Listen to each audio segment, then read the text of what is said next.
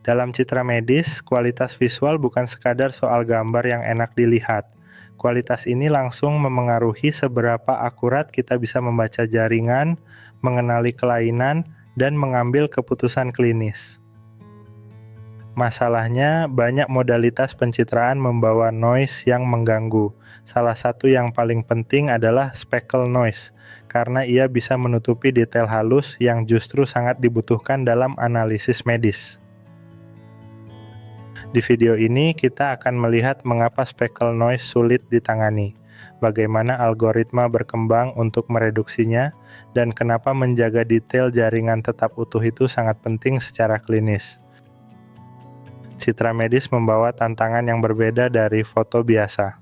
Yang kita lihat bukan objek sederhana, tetapi lapisan, batas, dan pola jaringan yang sering sangat rapat dan saling berdekatan. Sedikit perubahan intensitas saja bisa berarti perbedaan antara jaringan normal dan area yang patut dicurigai. Karena itu, kontras yang baik sangat penting agar struktur yang relevan tetap terbaca. Tantangan ini makin besar pada modalitas seperti ultrasonografi atau USG dan optical coherence tomography atau OCT. Keduanya sangat berguna, tetapi juga rentan terhadap pola noise yang khas. Pada USG, noise dapat mengaburkan batas antar jaringan yang seharusnya membantu pembacaan anatomi. Pada OCT, noise bisa mengganggu lapisan halus yang penting untuk evaluasi detail mikrostruktur. Jadi persoalannya bukan hanya ada atau tidak ada noise. Persoalannya adalah bagaimana mempertahankan informasi biologis yang halus saat sinyal yang kita butuhkan bercampur dengan gangguan yang tampil sangat mirip di layar. Sekarang kita definisikan dulu speckle noise. Ini adalah pola noise bertekstur granular, seperti bintik-bintik acak yang sering muncul pada citra berbasis gelombang seperti USG dan OCT. Speckle bukan sekadar gangguan elektronik acak.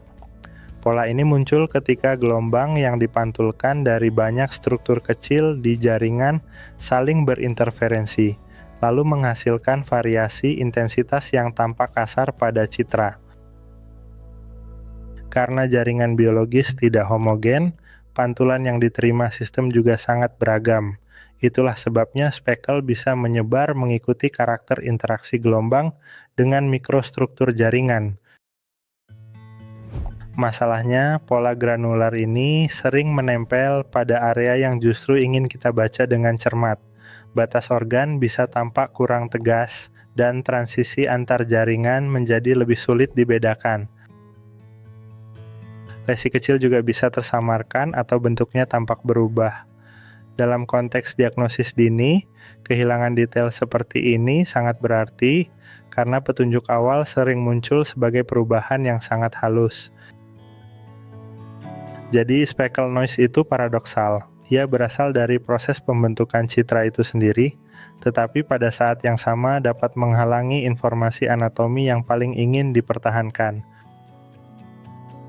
Saat kita melakukan denoising, ada dua tujuan yang selalu saling tarik-menarik. Kita ingin noise turun sebanyak mungkin, tetapi kita juga harus menjaga informasi penting agar tidak ikut hilang. Kalau algoritma terlalu agresif, citra memang terlihat lebih bersih. Namun, tepi yang menandai batas anatomi bisa ikut melunak, seolah-olah struktur biologisnya sendiri tersapu. Sebaliknya, kalau algoritma terlalu berhati-hati, detail tetap ada, tetapi noise masih menumpuk. Hasilnya, pembacaan citra tetap melelahkan, dan pemisahan antara sinyal dan gangguan tidak banyak membaik. Yang paling sulit adalah menjaga tepi, batas anatomi, dan tekstur halus pada saat yang sama. Ketiganya sering menjadi petunjuk klinis untuk memahami bentuk, ukuran, dan sifat suatu jaringan. Misalnya, perbedaan tipis pada kontur lesi atau ketebalan lapisan bisa menentukan apakah temuan tampak wajar atau perlu perhatian lebih lanjut. Itu sebabnya denoising tidak bisa dinilai hanya dari tampilan yang lebih halus. Dengan kata lain, denoising yang baik bukan yang paling menghaluskan gambar. Denoising yang baik adalah yang membersihkan noise, sambil tetap setia pada detail biologis yang benar-benar ada. Perkembangan algoritma denoising bisa dilihat sebagai perjalanan dari aturan sederhana menuju model yang semakin mampu memahami struktur citra. Setiap tahap muncul untuk menjawab kelemahan tahap sebelumnya. Pada tahap awal, banyak pendekatan mengandalkan filter klasik seperti median, Lee, dan Frost. Metode ini relatif intuitif dan komputasinya ringan, sehingga praktis untuk pemrosesan dasar. Median filter cukup baik untuk meredam gangguan tertentu, tetapi bisa mengurangi ketajaman detail. Lee dan Frost lebih sadar terhadap karakter statistik speckle, namun tetap menghadapi batas saat struktur jaringan sangat kompleks. Lalu hadir pendekatan berbasis model seperti Partial Differential Equation atau PDE serta wavelet. Di sini tujuan denoising menjadi lebih selektif, bukan hanya menghaluskan tetapi mencoba memisahkan noise dari struktur yang bermakna. Metode-metode ini biasanya memberi kontrol yang lebih baik terhadap preservasi tepi dan detail lokal. Namun, sebagai gantinya, desain parameter dan proses optimasinya sering lebih rumit dibanding filter klasik. Tahap berikutnya adalah deep learning. Ketika model tidak lagi hanya mengikuti aturan yang dirancang manual, tetapi belajar langsung dari banyak contoh citra bernoise dan citra target yang lebih bersih. Keunggulannya, model dapat menangkap pola nonlinear yang sulit dijelaskan dengan aturan sederhana. Ini sering memberi hasil yang lebih baik dalam menjaga detail, terutama pada kasus yang sangat bervariasi. Tetapi tidak ada solusi yang sepenuhnya gratis. Semakin canggih metodenya, biasanya semakin besar kebutuhan data, komputasi, dan validasi. Jadi trade-off antara kecepatan, kompleksitas, dan preservasi detail tetap menjadi pusat pertimbangan. Salah satu pendekatan yang sangat penting dalam sejarah denoising adalah anisotropic diffusion, yang juga sering dikaitkan dengan model Perona-Malik. Ide utamanya elegan, yaitu menghaluskan citra secara tidak merata. Berbeda dari smoothing biasa yang bekerja hampir ke semua arah dengan kekuatan serupa, anisotropic diffusion membuat proses difusi bergantung pada perubahan intensitas lokal atau gradient di dalam citra. Di area yang relatif homogen, gradient cenderung kecil. Di sana algoritma membiarkan proses penghalusan berjalan sehingga variasi acak yang mirip noise dapat ditekan.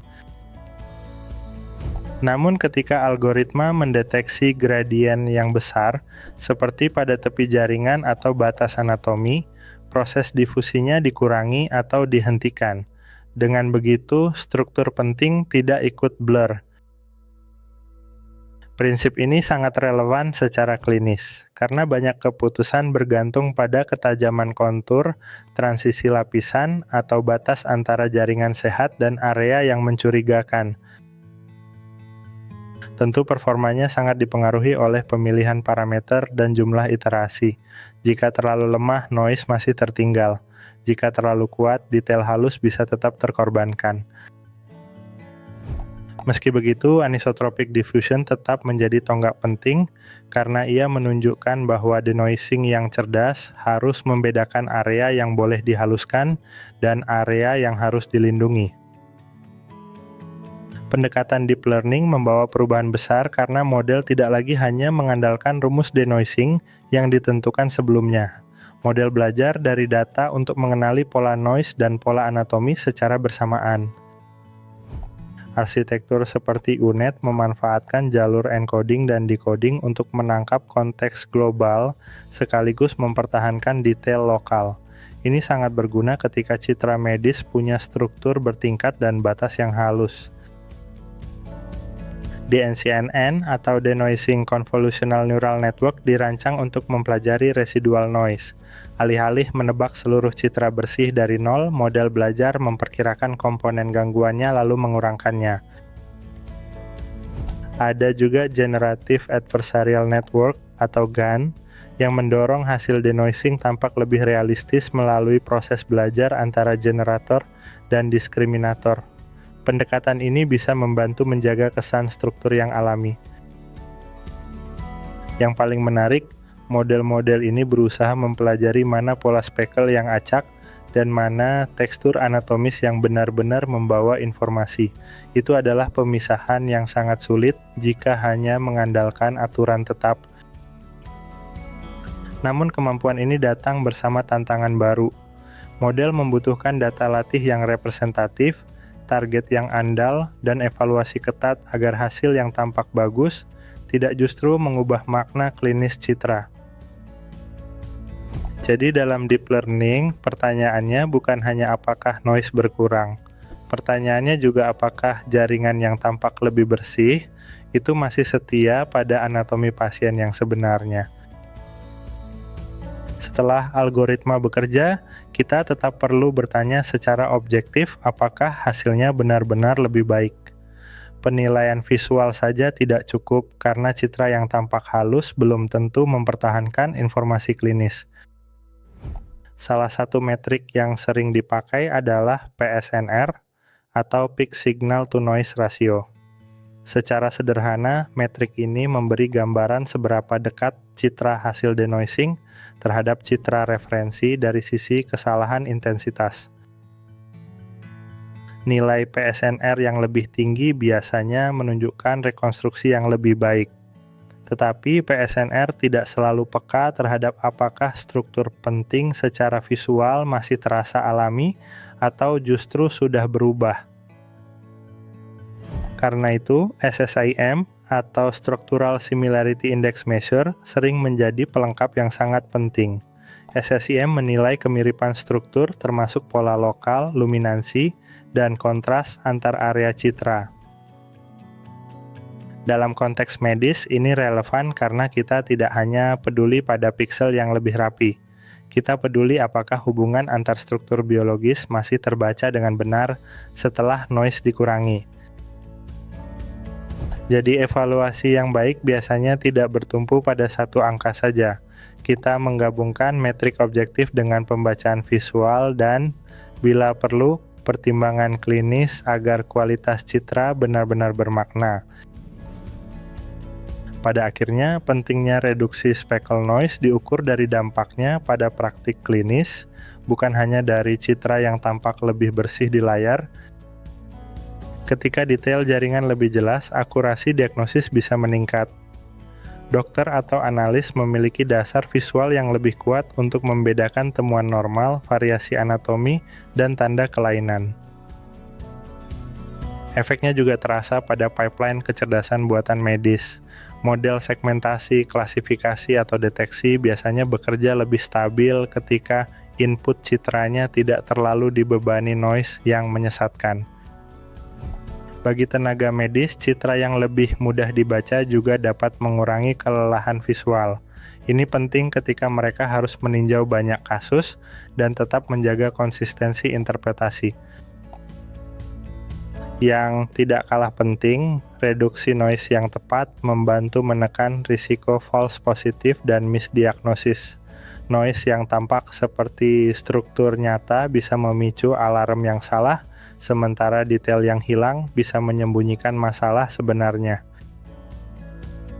Karena itu, kualitas denoising selalu berhubungan dengan keselamatan keputusan.